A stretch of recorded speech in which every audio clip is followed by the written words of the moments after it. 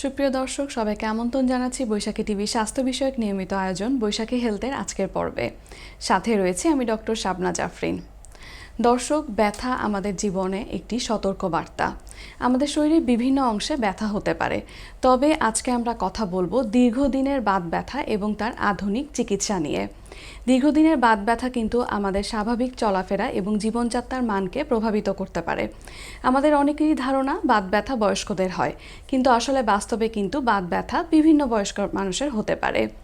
এই গুরুত্বপূর্ণ বিষয়ে কথা বলার জন্য আজকে আমাদের সাথে রয়েছেন বাত ব্যথা, প্যারালাইসিস এবং স্পোর্টস ইনজুরি বিশেষজ্ঞ অধ্যাপক ডাক্তার মোহাম্মদ রুহুল আমিন, অধ্যাপক ও বিভাগীয় প্রধান, ফিজিক্যাল মেডিসিন ও রিহ্যাবিলিটেশন বিভাগ, sir Salimullah medical college, Mitford hospital. চলে যাচ্ছি স্যারের কাছে। স্যার, আপনাকে আমন্ত্রণ জানাচ্ছি আমাদের আজকের অনুষ্ঠানে। ধন্যবাদ। স্যার, আজকে আমরা কথা বলবো দীর্ঘদিনের বাত ব্যথা এবং তার আধুনিক চিকিৎসা নিয়ে। স্যার, আমি আমাদের সম্পূর্ণ আলোচনায় যাওয়ার আগে শুরুতেই আপনার কাছ থেকে একটু শুনে নেব যে বাত ব্যথা কী এবং কেন হয়। ধন্যবাদ। আজকের দিনে বাত ব্যথা ভুগছে না এমন লোক খুব কমই পাওয়া যায়। পৃথিবী জুড়ে বিশাল একটা অংশ বাত ব্যথায় ভুগছে এবং দীর্ঘদিন ধরে ভুগছে।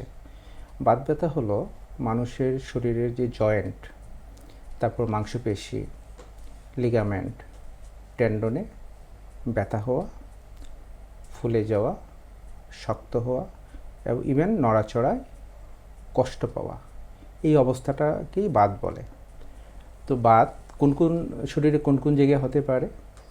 আমরা যদি জয়েন্ট চিন্তা করি, শোল্ডার জয়েন্টে হতে পারে, ঘাড়ে হতে পারে, এলবোতে হতে পারে, কবজিতে হতে পারে, হিপ জয়েন্টে হতে পারে, হাঁটুতে হতে পারে, গোড়ালিতে হতে পারে এবং আমাদের যে হাতের এবং পায়ের ছোট ছোট জয়েন্ট আছে, এই জয়েন্টগুলোতে হতে পারে। এখন কেন হয়?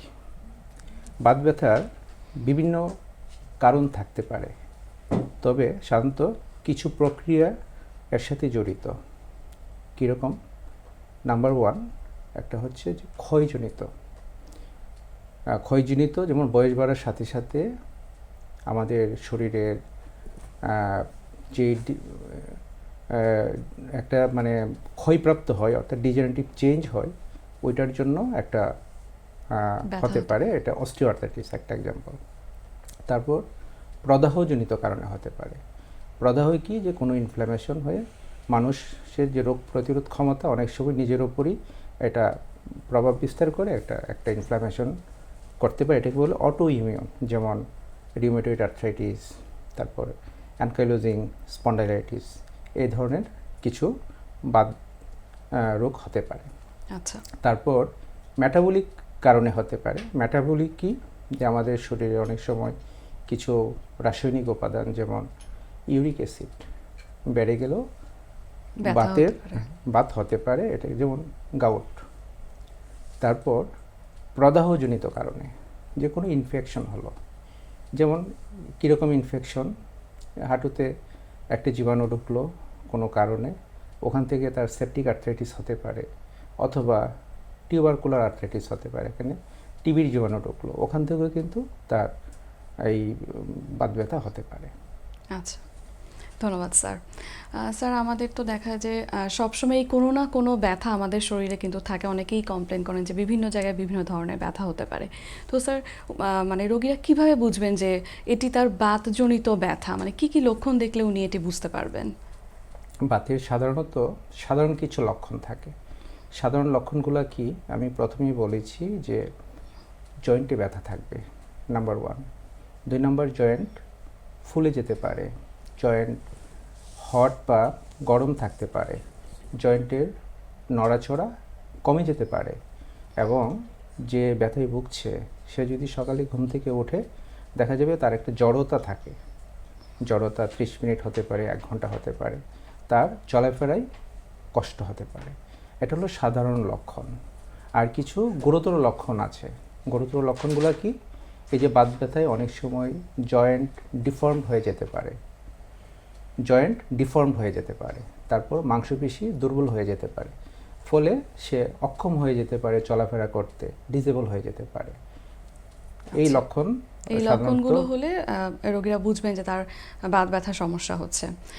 তো স্যার, বাতের ক্ষেত্রে প্রধান রোগসমূহগুলো কি? আমরা অনেক সময় কিন্তু সবাই আমাদের হয়তোবা এটি ধারণা যে বাত ব্যথা এটিই মনে হয় একটি রোগ, নাকি বিভিন্ন ধরনের রোগ রয়েছে বাত ব্যথার? বাত ব্যথার যদি আমরা রোগগুলো ওইভাবে করি, ভাগ করি, যদি বয়সজনিত কারণে আমরা বলি তাহলে তা অস্টিওআর্থ্রাইটিস। তারপর ইনফ্ল্যামেটরি কারণের জন্য rheumatoid arthritis, ankylosing spondylitis, psoriatic arthritis, reactive arthritis. তারপর মেটাবলিক কারণে হতে পারে, মেটাবলিক কারণে গাউটি আর্থ্রাইটিস। তারপর কোনো ইনফেকশন হলো, ইনফেকশনের কারণে আগেও বলেছি যে সেপটিক আর্থ্রাইটিস অথবা টিউবারকুলার আর্থ্রাইটিস হতে পারে।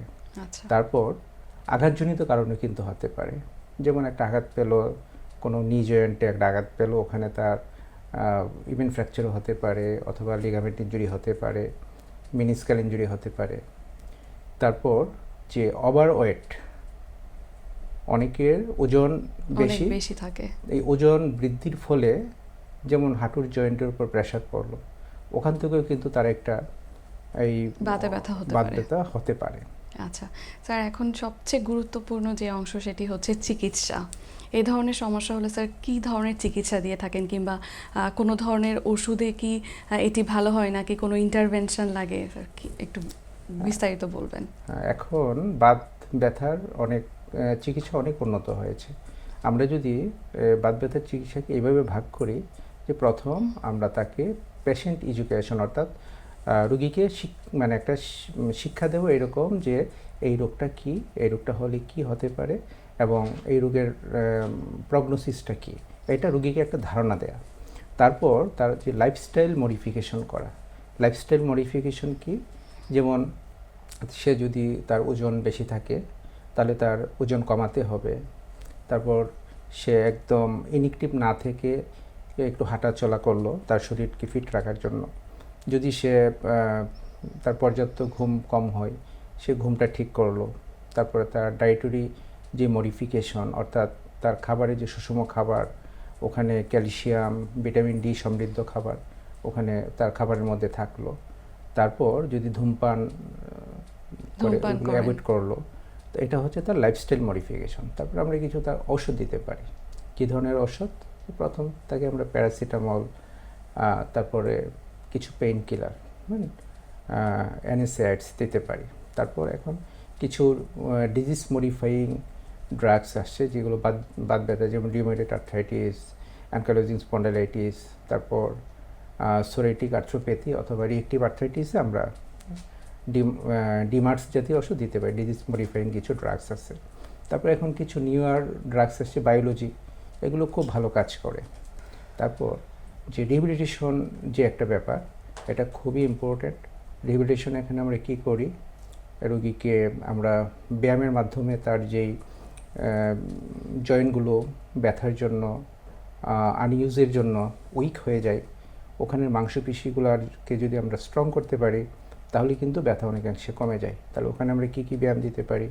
স্ট্রেচিং ব্যায়াম দিতে পারি, স্ট্রেংথেনিং দিতে পারি, রেঞ্জ অফ মোশন ব্যায়াম দিতে পারি।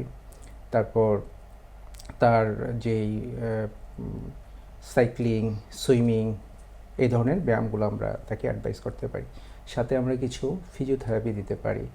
ফিজিওথেরাপি কীরকম? যে কিছু মেশিন মডালিটিস আমরা ইউজ করতে পারি, short wave diathermy, microwave diathermy, ultrasound therapy, interferential therapy, এইগুলো আমরা এখানে ব্যবহার করতে পারি। আর এখানে সবচেয়ে ইম্পর্ট্যান্ট হচ্ছে যে মানে মানুষের যে দৈনন্দিন জীবনের যেই ব্যাড পোশ্চার, বসার ধরন, একটানা অনেকক্ষণ বসে না থেকে কিছুক্ষণ বসে একটু 2-3 মিনিটের জন্য বিশ্রাম নেওয়া, তারপরে আবার বসা, অ্যালাইনমেন্ট ঠিক করা, ডেস্ক জব যারা করে তাদের একটানা মনিটরে তাকিয়ে না থাকা, যেমন নেক, তারপর লাম্বার রিজিয়নেও প্রবলেম হতে পারে, সেই জন্য তো ওই জিনিসগুলো ঠিক করা। আচ্ছা। তারপর আমরা কিছু ইন্টারভেনশন দিতে পারি। ইন্টারভেনশন কি?